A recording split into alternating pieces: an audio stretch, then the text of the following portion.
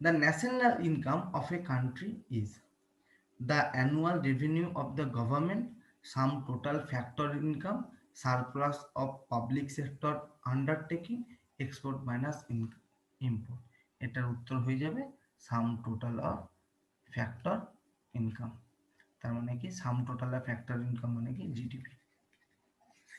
GDP gross domestic product. এই gross domestic প্রোডাক্টটি হচ্ছে ন্যাশনাল ইনকাম অর্থাৎ sum total of factor income. The largest source of India's GDP is agriculture and allied activity, foreign trade, manufacturing, construction, industry, electricity and gas, and service sector. Answer is D, service sector. Which group of the society is worst affected by continuous inflationary price rise? Trader and merchant, the investor class, self-employment group, fixed income group. তো এখানে প্রশ্ন কি বলছে, যখন inflation rate বাড়তে থাকে তখন সব থেকে বেশি কারা ক্ষতিগ্রস্ত হয়? ইনফ্লেশন রেট মানে কি? ইনফ্লেশন মানে হচ্ছে মার্কেটে মানি বেড়ে যায়, মার্কেটে মানি ইনক্রিজ করে কার তুলনায়? প্রোডাকশনের তুলনায়। প্রোডাকশন তখন প্রোডাকশনের তুলনায় যদি মানি ইনক্রিজ করে তখন কিন্তু ডিমান্ড বেড়ে যায়। ডিমান্ড যদি মার্কেটে বেড়ে যায় তখন কি হবে? এই প্রোডাকশনের দামও বেড়ে যাবে। এই প্রোডাকশনের দাম যখন বেড়ে যাবে, আগে যেটা 5 টাকায় পাওয়া যেত সেটা 7 টাকা কি 10 টাকা দাম হয়ে যাবে। তখন কি হবে? ডিমান্ড বেড়ে গেলে লোকের কাছে মানি আছে, ফলে মানি বেশি টাকা থাকার ফলে তাদের ডিমান্ডও বাড়বে কেনার, এবং ডিমান্ড বেড়ে গেলে কিন্তু প্রোডাকশন সেই তুলনায়, যে তুলনায় মানি আছে টাকা আছে সেই তুলনায় কিন্তু প্রোডাকশন নেই, যার ফলে প্রোডাকশনের দাম অনেক গুণ বেড়ে যাবে। এবং এতে ক্ষতিগ্রস্ত কারা হবে? ট্রেডার অ্যান্ড মার্চেন্ট না, কারণ ট্রেডার অ্যান্ড মার্চেন্ট কিন্তু এই প্রোডাকশনের মাধ্যমে ইনফ্লেশনের সাথে সাথে তাদেরও কিন্তু ইনকাম বৃদ্ধি পাবে। দ্য ইনভেস্টর ক্লাস না, সেলফ এমপ্লয়েড গ্রুপ না, কারা হবে? ফিক্সড ইনকাম গ্রুপ, যাদের ইনফ্লেশন আগের রেট যদি কম ছিল সেখানেও তাদের ইনকাম যদি 10,000 থাকতো, বর্তমানে কিন্তু তাদের ইনকাম 10,000ই আছে। ফলে মার্কেটে পয়সা যতই আসুক ফিক্সড ইনকাম গ্রুপের কাছে হাতে কিন্তু পয়সা আসেনি, তাই এখানে অ্যান্সার হয়ে যাবে fixed income group. What is capital? Sorry, capital কাকে বলে? Money is capital, machineries and building is capital, capital is produce means of production, none of the above. তো ক্যাপিটাল কাকে বলে? ইউগেন ভন ভম ব্যাভেক, ইনি অস্ট্রেলিয়ান ইকোনমিস্ট ছিলেন এবং ইনি বলেছিলেন ক্যাপিটাল কাকে বলে। এই ক্যাপিটালের সংজ্ঞা দিতে গিয়ে তিনি বলেন যে goods that can be used in the production of other goods. তার মানে কি, ধরো একটা ফার্নিচার তৈরি হবে, ধরো একটা ফার্নিচার তৈরি হবে, তো ফার্নিচারটা কিসের তৈরি হবে? কাঠের, অর্থাৎ উড। তাহলে উডের ফার্নিচার যদি তৈরি হয় তাহলে র মেটেরিয়াল কি? উড। তাহলে উড একটা কিন্তু গুড। এবার উড যদি গুড হয়, সেই উড থেকে তৈরি হবে কি? ফার্নিচার। উড থেকে যদি ফার্নিচার তৈরি হয় তাহলে উড হচ্ছে প্রোডাক্ট। তাহলে উড হচ্ছে একটা প্রোডাক্ট অ্যান্ড ফার্নিচার হচ্ছে একটা প্রোডাক্ট। এই প্রোডাক্টের প্রোডাকশন কোথা থেকে হচ্ছে? এই উড থেকে। তাই কি হবে? Good that can be used in the production of other goods. তাহলে অন্য গুড তৈরি করতে যে গুড ব্যবহার করা হয় তাকেই বলা হচ্ছে ক্যাপিটাল। তাই এখানে ফার্নিচার তৈরি করতে উড ব্যবহার করা হচ্ছে, তাই এখানে অ্যান্সার হয়ে যাবে কি? Capital is produced means of production, তার মানে অ্যান্সার হয়ে যাবে সি। এবং Eugen von von Bawerk Austrian economist ছিলেন এবং তিনি অস্ট্রেলিয়ান ফিনান্স মিনিস্টার ছিলেন 1895 থেকে 1960 সাল পর্যন্ত। Share of the sector in India's GDP is highest. তাহলে সেক্টর কাকে বলে? সেক্টর কত রকম ভাবে হয়? ইকোনমিতে সেক্টরকে জেনারেলি 3 ভাগে ভাগ করা হয় এবং কিছু কিছু সময় 4 ভাগেও ভাগ করা হয়। Primary sector, secondary sector, tertiary sector এবং কোয়াটারনারি সেক্টর। এই প্রাইমারি সেক্টর অর্থাৎ র মেটেরিয়াল কে নিয়ে যারা, এই র মেটেরিয়াল যেখানে পাওয়া যায়, যেমন এক্সাম্পল এগ্রিকালচার, সেটা হচ্ছে প্রাইমারি সেক্টর। সেকেন্ডারি সেক্টর কি? ইন্ডাস্ট্রি অর্থাৎ ম্যানুফ্যাকচার যেখানে হয়। আর থার্ড অর্থাৎ টার্সিয়ারি সেক্টর কি? যেখানে সার্ভিস সেক্টর অর্থাৎ IT sector, communication sector, foreign trade, এটা হচ্ছে টার্সিয়ারি সেক্টর। আর কোয়াটারনারি সেক্টর কি? এডুকেশন, রিসার্চ, ডেভেলপমেন্ট এবং নলেজ। তো share of the sector in India's GDP is the highest: agriculture sector, industrial sector, service sector, foreign sector. ভারতবর্ষের সব থেকে বেশি GDP share করে হচ্ছে সার্ভিস সেক্টর। বিপিএল, এই বিপিএল নামটার সঙ্গে আমরা খুব পরিচিত। তো বিপিএল জানতে গেলে সবার আগে জানতে হবে রেশন কার্ড কি। তো যখন আমরা রেশন কার্ড জানবো, এই রেশন কার্ড কে ইস্যু করে? State government of India. এই স্টেট গভর্নমেন্ট অফ ইন্ডিয়া কিন্তু রেশন কার্ড দিয়ে থাকে, সবাইকে ডিস্ট্রিবিউট করে থাকে। কার আন্ডারে? কি করে? Public distribution system. এই পাবলিক ডিস্ট্রিবিউশন সিস্টেমের হাত ধরে, এই পাবলিক ডিস্ট্রিবিউশন অফ সিস্টেম কোথা থেকে এসছে? এনএফএসএ অর্থাৎ ন্যাশনাল ফুড সিকিউরিটি অ্যাক্ট 2013। এই এনএফএস এর হাত ধরে কিন্তু পিডিএস থাকে এবং কে ডিস্ট্রিবিউট করে? State government of India. এবং এই রেশন কার্ড কত ধরনের? 2 ধরনের, পিএইচএইচ, এএওয়াই। পিএইচএইচ মানে হচ্ছে priority house hold ration card, আর এএওয়াই অর্থাৎ Antyodaya Anna Yojana ration card. Priority house hold ration card, Antyodaya Anna Yojana ration card.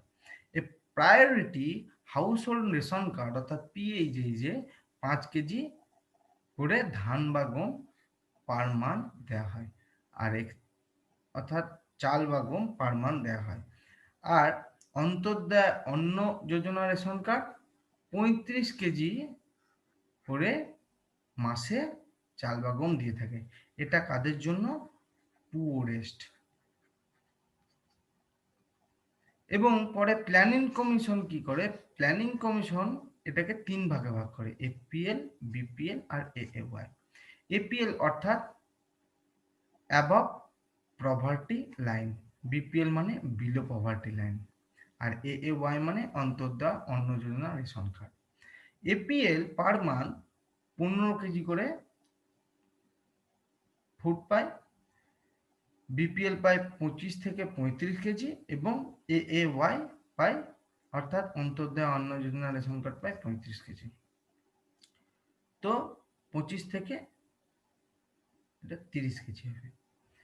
তো এটা কি বলছে? বিপিএল অর্থাৎ বিপিএল এর ফুল ফর্ম কি? Below poverty line. এপিএল এর full form above poverty line. PHH এর full form priority house hold ration card. আর এএওয়াই এর ফুল ফর্ম অন্তর্দয় অন্ন যোজনা। তো এই হলো এনএফএস এর full form national food security act 2013, আর পিডিএস হচ্ছে পাবলিক ডিস্ট্রিবিউশন সিস্টেম। এই পাবলিক ডিস্ট্রিবিউশন সিস্টেম কার হাত ধরে হয়? রেশন কার্ড কার হাত ধরে ডিস্ট্রিবিউট হয়? State government of India. The latest population census was undertaken in 2011, 1991, 2005, 2001. তো সবার আগে কি সেন্সাস জানবো? তো সেন্সাস জানতে গেলে আমাদেরকে আগে জানতে হবে লর্ড মায়োর কথা। 1872 সালে ব্রিটিশ ভাইসরয় লর্ড মায়ো প্রথম ভারতবর্ষের বুকে সেন্সাস করেন। বর্তমানে 2011 সালে যে লাস্ট সেন্সাস হয়েছে সেটা ভারতবর্ষের 15 সেন্সাস এবং স্বাধীন ভারতবর্ষের 7th সেন্সাস অর্থাৎ 7তম সেন্সাস, এটা 15তম সেন্সাস। সেই সেন্সাসের স্লোগান কি ছিল? আমাদের 2011 সালে যে সেন্সাস হয়েছে সেই সেন্সাসের স্লোগান ছিল আওয়ার সেন্সাস আওয়ার ফিউচার। তো এটা একটু জেনে রাখা ভালো। আওয়ার সেন্সাস আওয়ার ফিউচার, আর 7th independent and 15 for India, এটা। তো সেই সময় সেন্সাস কমিশনার কে ছিলেন? শ্রী চন্দ্রমৌলি। শ্রী চন্দ্রমৌলি ছিলেন সেই সময় সেন্সাস কমিশনার। এই সেন্সাস দুটো স্টেপে করা হয়েছিল। প্রথমে house listing and house census, যেটা এপ্রিল থেকে সেপ্টেম্বর 2010 পর্যন্ত করা হয়। পরেরটা হয় পপুলেশন এনিউমেরেশন, সেটা করা হয় 9 to 28 ফেব্রুয়ারি 2011। এবং এই সেন্সাস অনুযায়ী আমরা যেগুলো পাই সেটা হচ্ছে হাইয়েস্ট ডেনসিটি স্টেট কোনটা? বিহার। লোয়েস্ট ডেনসিটি পপুলেশন কোনটা? Arunachal Pradesh. Highest literacy rate কোনটা? কেরালা। এবং লোয়েস্ট লিটারেসি রেট কি? বিহার, যেটা 63.82। যেখানে ইন্ডিয়ার টোটাল হচ্ছে 74%। হলো। এবার হাইয়েস্ট সেক্স রেশিও কত? কোথায় সব থেকে বেশি? কেরালা। লোয়েস্ট সেক্স রেশিও কোথায়? হরিয়ানা। হাইয়েস্ট পপুলেটেড কে? ইউপি অর্থাৎ উত্তরপ্রদেশ। আর লোয়েস্ট পপুলেটেড এরিয়া সিকিম। আর নাগাল্যান্ডের গ্রোথ কিন্তু একমাত্র স্টেট যার গ্রোথ নেগেটিভ। নাগাল্যান্ড একমাত্র স্টেট যার গ্রোথ নেগেটিভ, বাকি সব স্টেটের গ্রোথ পজিটিভ। আর সেক্স রেশিও কত? ইন্ডিয়ার সেক্স রেশিও কত? 940/1000, অর্থাৎ 940টা ওম্যান আর 100টা ম্যান। এটা হচ্ছে সেক্স রেশিও, 940:1000, অর্থাৎ 1000। তাহলে লাস্ট সেন্সাস, লেটেস্ট সেন্সাস কবে হয়েছিল? 2011 সালে। If withdrawal of worker from employment does not create any outpost lot, this situation is known as। তো আমরা যদি আনএমপ্লয়মেন্টের কথা জানি, তো আনএমপ্লয়মেন্ট কে মেজার করে? এমপ্লয়মেন্ট আর আনএমপ্লয়মেন্ট মেজার করা হচ্ছে NSSO, national sample survey office. এই ন্যাশনাল স্যাম্পল সার্ভে অফিস প্রতি 5 বছর অন্তর 3 ভাবে এটাকে মেজার করে: ইউজুয়াল, উইকলি আর ডেলি। তো এই আনএমপ্লয়মেন্ট কত ধরনের হয়? ফাংশনাল আর ফ্রিকশনাল। এই ফাংশনাল আর ফ্রিকশনাল, প্রথমে যে ফাংশনাল আর ফ্রিকশনাল হয় যেটা হচ্ছে টেম্পোরারি। স্ট্রাকচারাল, এই স্ট্রাকচারাল কি? যেটা হচ্ছে মিসম্যাচ। মিসম্যাচ মানে কি? ধরো একজন পিএইচডি ডিগ্রি হোল্ডার, সে কি করছে? সে পিএইচডি করছে। সে পিএইচডি কমপ্লিট করে চাকরি না পেয়ে সে, ধরো সাপোজ সে প্রাইমারি স্কুলে মাস্টার। তাহলে যে পিএইচডি করেছে সে কি প্রাইমারি স্কুলে মাস্টার হওয়ার জন্য পিএইচডি করেছে? তাহলে তো সে সামান্য ডিএড করলেই পারতো। তাহলে যে পিএইচডি করেছে সে প্রাইমারি স্কুলে চাকরি করতে যাচ্ছে, অর্থাৎ যার প্রফেসর হওয়ার কথা সে প্রাইমারি স্কুলে যাচ্ছে, অর্থাৎ তার চাকরি কিন্তু তার সাথে ম্যাচ করছে না, অর্থাৎ মিসম্যাচ। তো এই ধরনের এমপ্লয়মেন্টকে কি বলছে? Structural unemployment. আর ফাংশনাল আর ফ্রিকশনাল আনএমপ্লয়মেন্ট কি? টেম্পোরারি। টেম্পোরারি মানে হচ্ছে একটা স্কুলের মধ্যে যে সমস্ত প্যারা টিচার থাকে তারা হচ্ছে ফাংশনাল আর ফ্রিকশনাল আনএমপ্লয়মেন্ট, যারা হচ্ছে টেম্পোরারি। এবার কি হচ্ছে? সাইক্লিক্যাল। সাইক্লিক্যাল কি? যেখানে প্রোডাকশন কমে যাওয়ার সাথে সাথে আনএমপ্লয়মেন্টও কিন্তু বেড়ে যাবে। অর্থাৎ যদি প্রোডাকশন রেট কমে যায়, সাপোজ প্রোডাকশন রেট কমে গেল, তো প্রোডাকশন কমে গেলে তার মানে কি? ডিমান্ড কমে যাবে। অর্থাৎ ডিমান্ড যদি কমে যায় তাহলে কিন্তু প্রোডাকশনও কমে যাবে। ডিমান্ড কমলে প্রোডাকশন কমবে, প্রোডাকশন কমলেই কিন্তু কোম্পানি লস রান করবে, লস রান করবে তাহলে কি করবে? আনএমপ্লয়মেন্ট জেনারেট হবে। লস রান করলে আনএমপ্লয়মেন্ট জেনারেট হবে। এই আনএমপ্লয়মেন্ট হলে কিন্তু মার্কেটে আর ডিমান্ড আবার কমে যাবে। এই যে সার্কেল, এই সাইকেলটাকে বলছে ভিসিয়াস সাইকেল। এই সাইকেলটাকে বলে ভিসিয়াস সাইকেল। তার মানে কি? আনএমপ্লয়মেন্ট হলো, আনএমপ্লয়মেন্ট থেকে মার্কেটের ডিমান্ড কমে গেল, ডিমান্ড কমে গেলে প্রোডাকশন কমে যাবে, প্রোডাকশন কমে গেলে মার্কেটের ইনকাম কমে যাবে এবং আনএমপ্লয়মেন্ট রেট বেড়ে যাবে। এইটাকে বলছে সাইক্লিক্যাল, অর্থাৎ প্রোডাকশন কমে গেলে আনএমপ্লয়মেন্ট বেড়ে যাবে। এটাকে বলছে সাইক্লিক্যাল আনএমপ্লয়মেন্ট। কেন? কারণ এটা ভিসিয়াস সাইকেল এটাকে বলে, যার জন্য এটাকে সাইক্লিক্যাল আনএমপ্লয়মেন্ট বলে। এবার সিজনাল মানে কি? সিজনাল মানে হচ্ছে যেগুলো সিজনাল বেসড আনএমপ্লয়মেন্ট হয়। যেমন সাপোজ ধরো seasonal nature of agricultural production, যেমন ধরো বর্ষাকালে ভালো ধান হয়, সাপোজ ফ্লাড চলে এলো, ফ্লাড যদি চলে আসে অর্থাৎ বন্যা যদি চলে আসে, তাহলে তো সেইখানে তো যারা কাজ করতো এই জমিতে তাদের তো আনএমপ্লয়মেন্ট, তারা তো আর এমপ্লয়মেন্ট থাকলো না, আনএমপ্লয়মেন্ট হয়ে গেল, তারা তো আর কাজ পেলো না, তারা তো লস খেলো। তাহলে এটা হচ্ছে সিজনাল আনএমপ্লয়মেন্ট। আর একটা কি, ধরো বর্ষাকালে তারা ধান উৎপাদন করে, এবার যখন গ্রীষ্মকাল ধরো শীতকাল আসছে, তাদের ফসলে আর ফসল ফলছে না, তো তারা কি করছে, তারা অন্য জায়গায় চলে যাচ্ছে অন্য কাজের খোঁজে। তো এটাও কিন্তু আনএমপ্লয়মেন্ট। এক জায়গায় কাজ করতে, একটা কয়েকদিন ধরে কাজ করতো, সেখানে একটা সময় অতিবাহিত করার পর একটা পার্টিকুলার সিজনে আর ফসল ফলছে না, তখন তারা অন্য জায়গায় শহরে চলে যাচ্ছে বা অন্য কোথাও চলে যাচ্ছে কাজের খোঁজে, এবং সেখানে যে আনএমপ্লয়মেন্ট জেনারেট হচ্ছে সেটা হচ্ছে সিজনাল আনএমপ্লয়মেন্ট। আর লাস্টেরটা কি, ডিসগুইজড আনএমপ্লয়মেন্ট। ডিসগুইজড আনএমপ্লয়মেন্ট মানে কি, ইন এ এগ্রিকালচার সেক্টর, বলছি ওখানে কি হচ্ছে, এই এগ্রিকালচার সেক্টরে ধরো কাজ করে হচ্ছে, ধরো 1 বিঘে জমি আছে, তো 1 বিঘে যদি জমি হয়, সেই 1 বিঘে জমিতে কাজ করে হচ্ছে 15 জন, কিন্তু 10 জন কাজ করলেই ওই কাজটা কমপ্লিট হয়ে যাবে। 10 জনের বেশি লোক লাগার কথা নয়, তবুও কাজ করছে 15 জন। এই যে এক্সট্রা 5 জন কাজ করছে, এদিকে যদি ওই মাঠ থেকে সরিয়েও নিয়ে আসা হয়, বলে যে না তোমাকে এই 1 বিঘে জমিতে কাজ করতে হবে না, তাদেরকে যদি সরিয়েও নিয়ে আসা হয়, তাহলে ওই চাষের ওপরে, তার প্রোডাকশনের ওপরে কোনো এফেক্ট পড়বে না। যার জন্য এখানে বলছে remove people, no effect on production. তাই 15 জন কাজ করছে, তাদেরকে যদি 5 জনকে সরিয়ে নিয়ে এসে 10 জনকে নিয়ে আসা করে আনা হয় এবং 10 জন যদি কাজে লাগানো হয়, সেটাকে বলছে এই যে 5 জন এক্সট্রা যে কাজ করতো, এই 5 জন এক্সট্রাকে বলছে ডিসগুইজড আনএমপ্লয়মেন্ট।